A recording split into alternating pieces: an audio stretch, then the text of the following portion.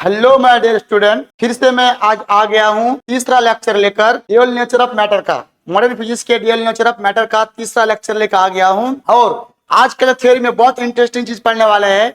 पहले जो थ्योरी होगा फोटो सेल क्या है, दूसरा जो थ्योरी होगा आइंस्टीन का विद्युत समीकरण क्या है, तीसरा जो थ्योरी होगा आपका डी ब्रोगली, तीसरा थ्योरी होगा डी ब्रोगली का जो वेवलेंथ का जो संबंध है मोमेंटम के साथ वो क्या होगा। ये तीनों लेक्चर आज, ये तीनों टॉपिक में आज एक ही लेक्चर में आपको पढ़ाएंगे। तो आज मैं प्रीवियस लेक्चर का जो आगे का टॉपिक है लेके चल रहे हैं, आप मेरे साथ जोड़िए और ये तीनों टॉपिक को बहुत अच्छी तरह समझने की कोशिश कीजिए।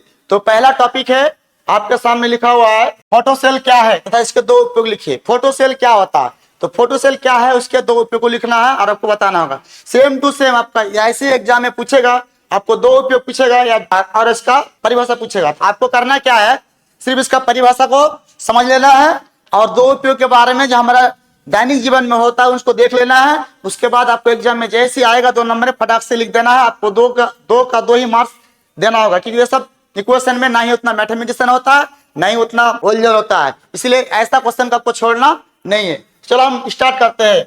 तो ये जो आपका फोटोसेल है, तो फोटोसेल एक इलेक्ट्रिक डिवाइस है। फोटोसेल क्या है, इलेक्ट्रिक डिवाइस है। वैसे बोल सकते फोटोसेल एक ऐसी डिवाइस है जो प्रकाश ऊर्जा को यानी फोटोन की ऊर्जा को इलेक्ट्रिक ऊर्जा में कन्वर्ट कर देता है। प्रकाश ऊर्जा को इलेक्ट्रिक ऊर्जा में कन्वर्ट कर देता है। जैसे इलेक्ट्रिक भी क्या एक ऊर्जा है, प्रकाश भी क्या एक ऊर्जा है। तो एक सोलर पैनल जो होता है वो क्या काम करता है, या सोलर सिस्टम जो होता है उसमें फोटोसेल होता है, वो सिलिकॉन का होता है। और जैसे उसके ऊपर प्रकाश पड़ता है तो वो प्रकाश ऊर्जा एच म्यू के फॉर्म में मिलता है। एच म्यू का जो फॉर्म होता है वो किस में बदल देता है, उसको ले जाके उसको इलेक्ट्रिक एनर्जी में बदल देता है। तो बस उसी को हम लोग क्या कहते हैं, फोटोसेल कहते हैं। आई होप फोटोसेल का डेफिनेशन आपको समझ में आ गया होगा।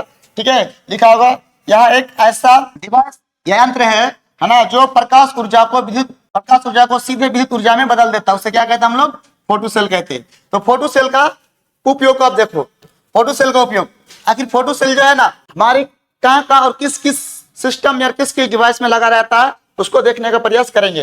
तो इसका जो है पहला उपयोग की बात करें तो विद्युत नेत्र यंत्र में किया जाता है। विद्युत नेत्र यंत्र कहने का मतलब जैसे हम लोग का क्या काम होता है, देखना, देख के चलना, देख के काम करना, देख के सारा चीजों को देख के हम लोग करते हैं।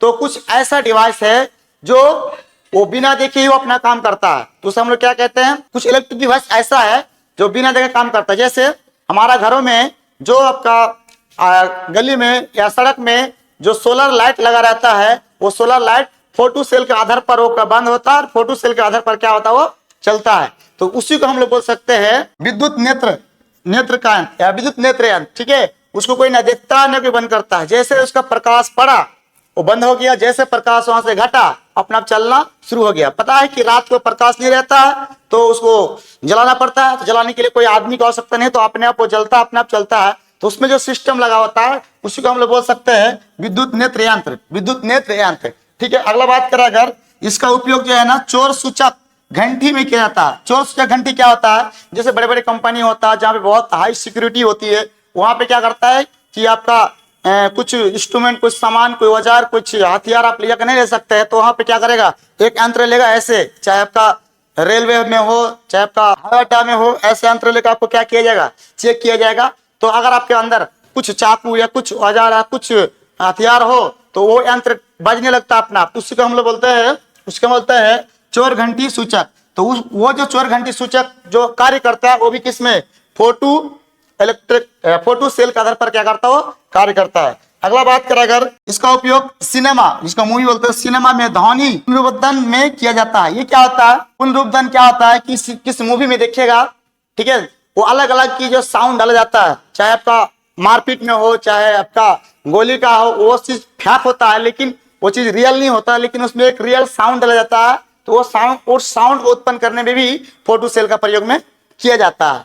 तो चलो हम लोग अगला टॉपिक में आप बात करते हैं। अगला टॉपिक क्या है, आइंस्टीन का प्रकाश विद्युत समीकरण। आइंस्टीन का प्रकाश विद्युत समीकरण क्या है, तो आइंस्टीन का प्रकाश विद्युत समीकरण को समझने से पहले आपको यह समझना पड़ेगा फोटोन। जब किसी धातु के सतह पर फोटोन का एनर्जी एच म्यू, फोटोन का एनर्जी कितना होता है एच म्यू, को जब किसी धातु की सतह पर फोटोन की एनर्जी को आपतित करा जाता है तो यह एनर्जी दो भागों में बांट जाता है। तो यह एनर्जी कितना भागों में बांट जाता है, दो भागों में विभाजित जाते हैं, दो भागों में बांट जाता है। पहला भाग क्या करता है, कार्यफलन में, और दूसरा भाग है ना आपको जो है इलेक्ट्रॉन को काइनेटिक एनर्जी दे देता है। इलेक्ट्रॉन को कौन सा दे देता है? काइनेटिक एनर्जी में इलेक्ट्रॉन को काइनेटिक एनर्जी में बदल देता है, विभाजित हो जाता है। और ये जो इसका जो समीकरण होगा उस समीकरण को हम क्या बोलेंगे? उस समीकरण क्या बोलेंगे?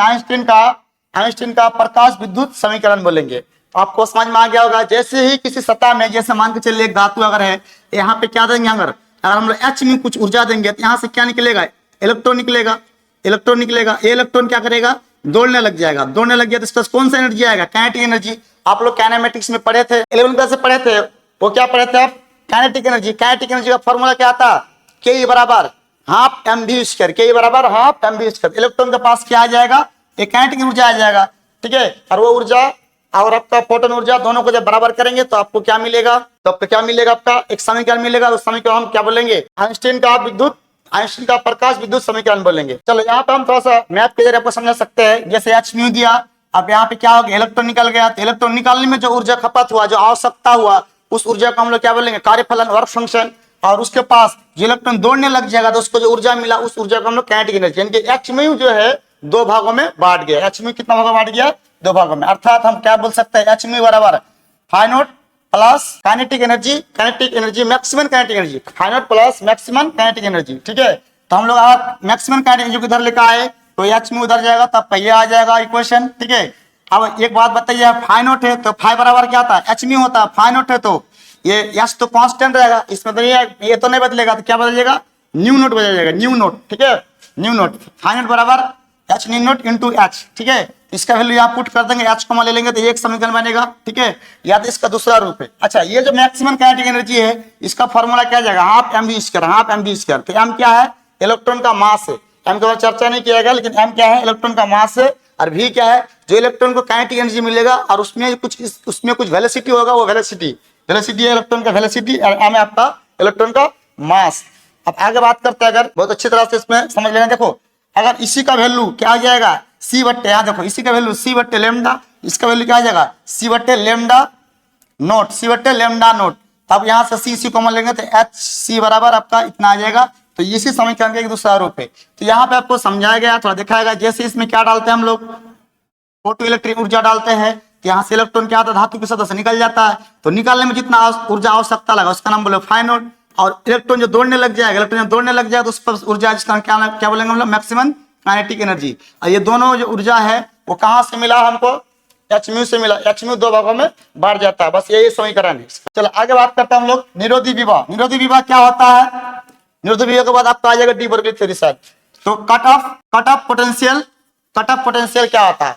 ठीक है, कट ऑफ पोटेंशियल जो एक पोटेंशियल ही होता है, ठीक है। एक धातु की सतह का पोटेंशियल होता है, वो ऋणात्मक विभव, जिस पर धातु की सतह से प्रकाश धारा का मान शून्य हो जाए, ठीक है। मान के चलिए यहाँ पे कोई धातु की सतह से प्रकाश द्वारा जो इलेक्ट्रॉन बनाया उसको शून्य हो जाए, ये प्लस एक माइनस, तो इसमें अगर क्या हो जाए? करंट का मान शून्य हो जाए तो वो जो विभव होगा वो क्या कहलाएगा? निरोधी विभव कहलाएगा। तो फिर इसको समझ सकते हैं हम लोग, वह ऋणात्मक विभव या नेगेटिव पोटेंशियल जिस पर धातु की सतह से प्रकाश धारा का मान शून्य हो जाए, तो उस विभव को हम लोग क्या कहते हैं? निरोधी विभव कहते हैं। निरोधी विभव को हम लोग भी नोट से नोट करते हैं। एक्चुअल में भी जो है पोटेंशियल होता है, विभव होता है, और उस भी नोट को हम लोग निरोधी विभव कहते हैं। तो निरोधी विभव जो होता है आपका काइनेटिक एनर्जी के बराबर। काइनेटिक एनर्जी मतलब एक क्या है? वर्क एक प्रकार का। वर्क बराबर फॉर्मूला होता है, काइनेटिक एनर्जी बराबर वर्क होगा, तो वर्क बराबर आपका क्या हो जाए? आपका Q इंटू V हो जाएगा। तो उसके अकॉर्डिंग जो W है, W बराबर आपका ये आ जाएगा यहाँ पे E इंटू वी नोट, ठीक है। E इंटू वी नोट, इसीलिए यहाँ पे काइनेटिक एनर्जी बराबर वर्क बराबर आपका ये वाला आ गया। तो ये इसका समीकरण ये डाल सकते हैं। तो ये निरोधी विभव का फॉर्मूला का रूप हो सकता है, ठीक है। ये कभी कभी पूछता है, इसलिए आपको लिखा जाया गया। चलिए, ये एक जबरदस्त थ्योरी है, इसका नाम है डी ब्रोगली। ये जो महर्षि है, ये जो सर है, इसने क्या किया था? यही ने डी ब्रोगली थ्योरी और मॉडर्न फिजिक्स में बहुत ज्यादा योगदान दिया था, और आइंस्टीन का, ठीक है। तो इसमें जो है ना, आइंस्टीन के समीकरण का सहारा लेके एक नया थ्योरी का प्रतिपादन किया था, जिसमें हम बोल सकते हैं लेमडा बराबर एच बाई पी, या तो पी बराबर एच बाई लेमडा। तो एच क्या है? प्लैंक कांस्टेंट, पी क्या है? मोमेंटम, ठीक है, और लेमडा क्या है? वेवलेंथ, तरंग, ठीक है। तो सबसे पहले क्वेश्चन क्या समझ लेते हैं। यहाँ पे क्वेश्चन है द्रव तरंग क्या है, तथा डी ब्रोगली संबंध प्राप्त करें, ठीक है। या सिद्ध करें कि एच बराबर पी बाय लेमडा। ऐसा आपको एक क्वेश्चन आपको बोर्ड में बिहार बोर्ड में पूछेगा, आप इसको बहुत अच्छी तरह देख लेना। आज का जो है ना यही मेन टॉपिक है, ठीक है। तो सबसे पहले तरंग क्या होता है आपको पता ही होगा, ठीक है। तरंग जो ऊपर नीचे गति करता हुआ चलता होगा। तो यहाँ पे डी बोर्गली ने इलेक्ट्रॉन और प्रोटॉन के बारे में बताया था। ये जो है आपका यहाँ दिख रहा होगा, ये इलेक्ट्रॉन प्रोटॉन ही है, ठीक है। यहाँ पे इलेक्ट्रॉन या प्रोटॉन है किसी पार्टिकल के अंदर या किसी कण के अंदर। तो डी बोर्गली ने यह सिद्धांत का प्रतिपादन किया था, ठीक है। डी बोर्गली नामक वैज्ञानिक ने, ठीक है, लुईस डी बोर्गली नाम था इसका। डी बोर्गली नामक वैज्ञानिक ने इस सिद्धांत का प्रतिपादन किया था।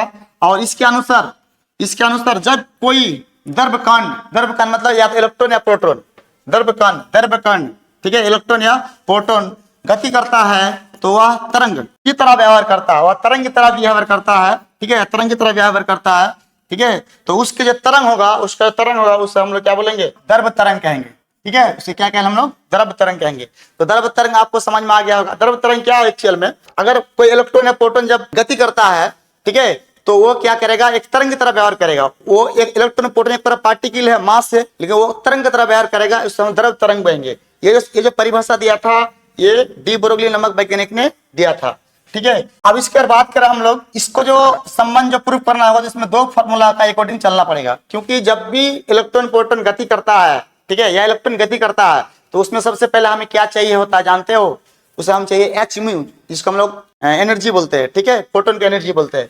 तो फोटोन की एनर्जी बराबर क्या हो जाएगा, एच म्यू। फोटोन की एनर्जी बराबर क्या हो जाएगा आपका, एच म्यू, ठीक। ये समीकरण 1 हो गया। अब ये आइंस्टीन का जो फेमस फार्मूला है या सूत्र है उसका प्रयोग करेगा। एनर्जी बराबर एनर्जी बराबर mc²। एम क्या है, किसी भी इलेक्ट्रॉन का ये मास हो सकता है, ठीक है, इलेक्ट्रॉन प्रोटॉन का मास हो सकता है। और सी क्या है, स्पीड ऑफ लाइट। ये सी क्या है, स्पीड ऑफ लाइट या तो प्रकाश का वेग है ना, वेलोसिटी ऑफ लाइट बोल सकते हो, ठीक है।